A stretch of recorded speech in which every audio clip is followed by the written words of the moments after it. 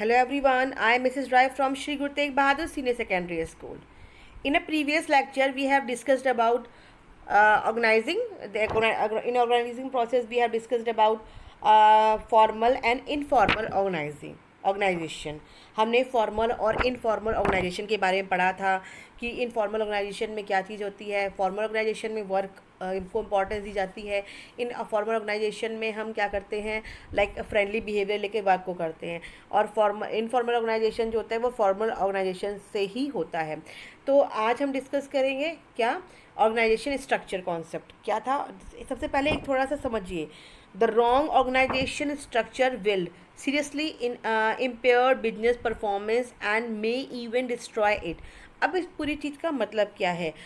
इस पूरी चीज़ का मतलब ये है कि अगर आप किसी एक बिजनेस प्रोफेशन में है, बिजनेस ऑर्गेनाइजेशन में है, अगर आप जो ऑर्गेनाइजेशन कर रहे हो वो गलत कर लीजिए, मतलब गलत चूज़ कर लीजिए।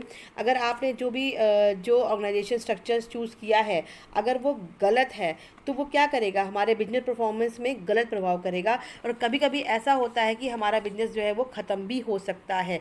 तो organization structure is very important to business. ये एक इम्पॉर्टेंट पॉइंट है। ये हमारे जो राइटर थे पीटर एफ डेकर, उन्होंने दिया था। उन्होंने ये साफ साफ बोला था कि the wrong organization structure will seriously impair business performance and may even it destroy it. यानी अगर हम कोई रॉन्ग ऑर्गेनाइजेशन स्ट्रक्चर्स को, संगठन को हम चूज़ करते हैं या हम बनाते हैं तो वो हमारे परफॉर्मेंस को डाउन भी कर सकता है, और कभी कभी वो क्या होता है, शायद वो हमारे बिजनेस को ख़त्म भी कर दे। तो दैट इज़ वेरी इंपॉर्टेंट। अब डेफिनेशन क्या होती है, देखिए डेफिनेशन होती है ऑर्गेनाइजेशन स्ट्रक्चर की, it refer to that framework within all managerial and non-managerial tasks are performed। Meaning of organization structure, meaning क्या है इसका? It refers to that framework within all managerial and non managerial task are performed. अब इसका meaning क्या होता है, देखिए ये जो हमारा जो ऑर्गेनाइजेशन स्ट्रक्चर है इसका मेन कॉन्सेप्ट यही है कि जो इसके अंदर चाहे वो मैनेजरियल हो या मैनेजर से रिलेटेड कोई वर्क हो या मैनेजर से रिलेटेड कोई वर्क ना हो, नॉन मैनेजर हो, वो भी पूरे किए जाते हैं, सारा कुछ करे जाते हैं। इस ऑर्गेनाइजेशन, इस जो संगठन है, इस ढांचे में, स्ट्रक्चर में सब प्रोसेस को पूरे किए जाते हैं। लाइक क्या होता है, organization structure refer to that specific pattern to relationship which is created during the organizing process. अब जो ऑर्गेनाइजिंग प्रोसेस हमने पढ़ी थी, इसमें क्या होता है, इसमें एक तरीके से एक संगठन, एक कह सकते हैं स्ट्रक्चर का जो वो डेवलप करी जाती है, स्ट्रक्चर का ऑर्गेनाइजेशन किया जाता है, बनाई जाती है। ठीक है, इसलिए इसमें सारे जितने भी मैनेजरियल या नॉन मैनेजरियल जितने भी होते हैं वर्क, वो मैनेजरियल और नॉन मैनेजरियल जितने भी सारे वर्क किए जाते हैं। अब द क्वेश्चन इज दैट कि सबसे इंपॉर्टेंट क्वेश्चन है कि क्या सभी का पैटर्न एक जैसा होता है? ऑल ऑर्गेनाइजेशन, जो design of organization structure can be similar in all organization? No. क्यों अलग अलग होता है? क्योंकि सबका अपना डिफरेंट टाइप, हर इंटरप्राइज का नेचर जो होता है, वर्क का नेचर और उसका साइज़ अलग अलग होता है। किसी का किसी चीज़ का वर्क होता है, किसी का किसी चीज़ का वर्क होता है। उसमें किस टाइप से स्ट्रक्चर है, कितनी सेल्स है, उसके अकॉर्डिंग वर्कर और उसके हिसाब से टाइम डिसाइड किया जाता है। तो सबका अलग अलग होता है, तो उस हिसाब से ऑर्गेनाइजेशन स्ट्रक्चर जो होता है वो सबका भी अलग अलग होता है। लेकिन सबका अलग अलग होने के बाद भी सभी का एक मोटिव होता है अपने वर्क को परफॉर्म करना। तो सबके अलग अलग ऑर्गेनाइजेशन के हिसाब से अलग अलग जो है स्ट्रक्चर बनाए जाते हैं। ठीक है, तो ये जो है अपना दिया था, एक राइटर थे हमारे, वो राइटर थे हमारे हर्ले। उनके अनुसार क्या था, organization structure are pattern of relationship among the various positions in a form and among the various people occupy the positions. Like उन्होंने ये बोला था कि जो ऑर्गेनाइजेशन स्ट्रक्चर है वो एक जो एक फ्रेमवर्क है, यानी अगर देखा जाए तो हर पोस्ट का और उस पोस्ट पे काम करने वाले व्यक्तियों, जो जितने भी पीपल हैं, उनके बीच में रिलेशनशिप को बताता है, और एक तरीके से पूरा एक स्ट्रक्चर है, क्योंकि देखो सब एक ना एक से कनेक्टेड होते हैं। तो अब इसके टाइप्स क्या क्या थे? इसके टाइप्स हैं 4 type: functional organization, divisional organization, line organization and line staff organization. आपके सिलेबस में बेटा functional organization and divisional organization है, लाइन ऑर्गेनाइजेशन और लाइन एंड स्टाफ ऑर्गेनाइजेशन नहीं है। तो हम पहले पढ़ेंगे फंक्शनल ऑर्गेनाइजेशन। अब ये क्या होता है, हम इसी के बारे में पूरा डिस्कस करेंगे। जो आज की वीडियो है वो इसी के बारे में है। Functional organization, it refers to the division of the whole enterprise according to the major activities to be performed by it। क्या था, ये जो फंक्शन ऑर्गेनाइजेशन है ये उसको बोला जाता है जिसमें जितना भी वर्क किया जा रहा है, जितनी भी एक्टिविटीज़ करी जा रही है उनको डिवाइड करते हैं। क्या होता है, अगर मैं इसको नॉर्मल एक लैंग्वेज में बोलूँ कि फंक्शन ऑर्गेनाइजेशन में क्या क्या चीज़ें होती हैं, like this is simplest and most prevalent form of organization structure, right? Under this, all the function of similar nature are divided in different units which are called the departments। इसमें क्या क्या चीज़ें होती हैं, जितने भी फंक्शंस होते हैं, अगर देखा जाए तो ये बहुत इजी है।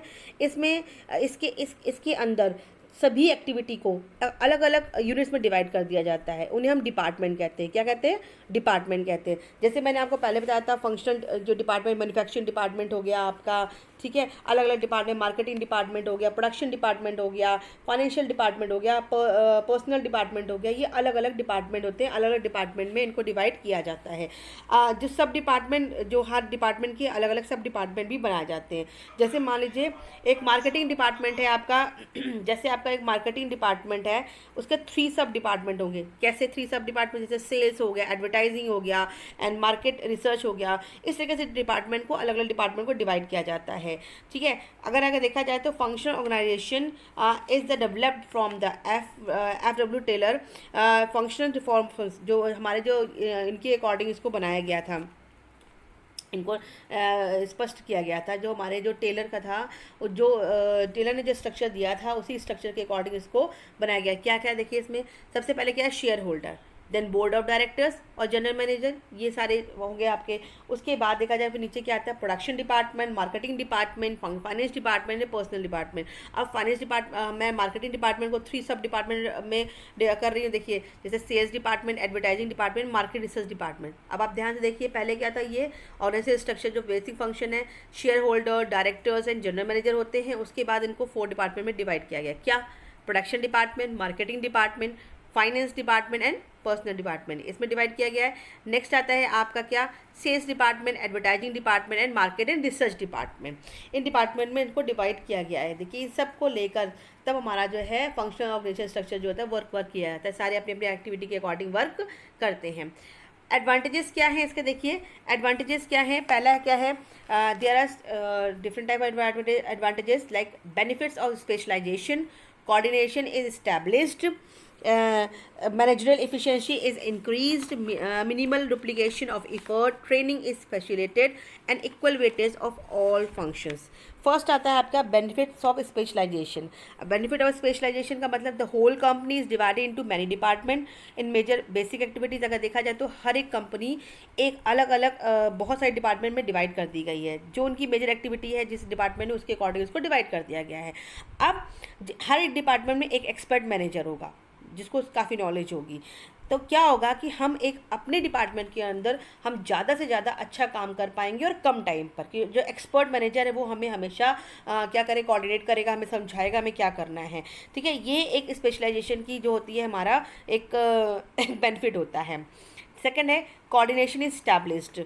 कोऑर्डिनेशन अगर देखा जाए तो ऑल द पर्सन जो वर्किंग करें डिपार्टमेंट में स्पेशलाइजेशन, और क्योंकि वो अपने अपने जॉब में अपने अपने एक्टिविटी में परफॉर्म करें और एक्सपर्ट हैं, तो ये क्या करते हैं आपस में जो आपस में जो it makes coordination easier at the department level. उनके लिए जो कोऑर्डिनेट करना जो होता है वो ईजी हो जाता है। Managerial efficiency is increased. अब देखिए जो हेल्प, ये मैनेजर इंक्रीज इन फीस का मतलब क्या होता है, जो ये फंक्शनल ऑर्गेनाइजेशंस हैं ये इंक्रीज़ करता है, increasing manager efficiency, because same work को बार बार करा जाता है। बार बार करने से क्या हो जाता है, हमें इंक्रीज प्रॉफिट होता है और हम इसमें एक्सपर्ट हो जाते हैं। बार बार एक ही एक्टिविटी को एक ही डिपार्टमेंट हमें दिया गया और उसी डिपार्टमेंट के तहत हम काम कर रहे हैं। नेक्स्ट है आपका minimal duplication of effort. Like देखा जाए तो अननेसेसरी डुप्लीकेशन नहीं हो पाता, क्योंकि जो अलग अलग डिपार्टमेंट है वो अपना अलग अलग काम कर रहा है। जैसे मान लीजिए फाइनेंस डिपार्टमेंट है तो वो फाइनेंस डिपार्टमेंट एक ही बनेगा, इसके लिए 2 डिपार्टमेंट बनाने की ज़रूरत नहीं है, तो एक ही बनेगा, तो गलती होने की ज़रूरत ही नहीं है। अलग अलग डिपार्टमेंट को हमने डिवाइड कर दिया, जैसे production department, marketing department, finance department, personal department हमने अलग अलग कर दिया। अब इनके सब डिपार्टमेंट बन जाते हैं, तो कोई मिस्टेक नहीं, क्योंकि इसमें हमें पता है कि किस डिपार्टमेंट में कौन सा वर्क करना है। Training is facilitated. ट्रेनिंग का मतलब होता है it facilitate the training of personal और focus only and in limited range of skill. Like अगर देखा जाए तो अगर जैसे मान लो कोई मार्केटिंग डिपार्टमेंट में है तो उसको मार्केटिंग से रिलेटेड ट्रेनिंग दी जाएगी, फाइनेंस डिपार्टमेंट है तो फाइनेंस से रिलेटेड ट्रेनिंग दी जाएगी। तो हर एक डिपार्टमेंट की ट्रेनिंग जो उसके अकॉर्डिंग अलग अलग होती है। Equal weightage of all functions, मतलब अगर देखा जाए तो सबके अपना अपना क्या होता है, इक्वल वेटेज, सबका अपना अपना कार्यभार जो होता है वो इक्वली होता है, सब अपने डिपार्टमेंट का काम जो होता है वो अच्छे से करते हैं। ठीक है, सबको अपने अपने काम के प्रति सम्मान दिया जाता है। अगर किसी के एडवांटेजेस हैं तो किसी के डिसएडवांटेजेस भी होंगे। ठीक है, किसी की अच्छाई है तो किसी ना किसी चीज़ की बुराइयां भी होती ज़रूर हैं। ठीक है, जैसे है इग्नोरेंस ऑफ ऑर्गेनाइजेशन ऑब्जेक्टिव। कभी कभी क्या होता है, हर डिपार्टमेंट जो होता है head work according to his sweet will, मतलब वो अपने अकॉर्डिंग, जो अपने डिपार्टमेंट के हेड के अकॉर्डिंग वो काम करता है। ये अपने डिपार्टमेंट के ऑब्जेक्टिव को मेन मोटिव देते हैं और जो मेन मोटिव होता है उसको भूल जाते हैं। जैसे मान लीजिए अगर मान लो कोई प्रोडक्शन डिपार्टमेंट है तो वो खाली प्रोडक्शन से रिलेटेड चीज़ें देखेगा, बाकी किसी चीज़ से उससे मतलब ही नहीं है, वो प्रोडक्शन पे ही ध्यान देगा कि क्वालिटी प्रोडक्शन में produce the quality product ignoring the fact of market trend favour. वो क्या करेगा, मीडियम क्वालिटी प्रोडक्ट नहीं करेगा या सिर्फ अपने से रिलेटेड देखेगा, मार्केट में क्या चल रहा है उसको ध्यान नहीं देगा। Difficulty in inter department coordination, कभी कभी अलग अलग डिपार्टमेंट कोऑर्डिनेशन में क्या होती है, दिक्कत हो जाती है, क्योंकि जो हर डिपार्टमेंट के लोग अपने काम अपने अकॉर्डिंग करते हैं। तो क्या होता है, कभी कभी दूसरे डिपार्टमेंट के जो डिपार्टमेंट कोऑर्डिनेशन करने में हमें प्रॉब्लम हो जाती है। Conflict of interest, each department had want to become a functional empire.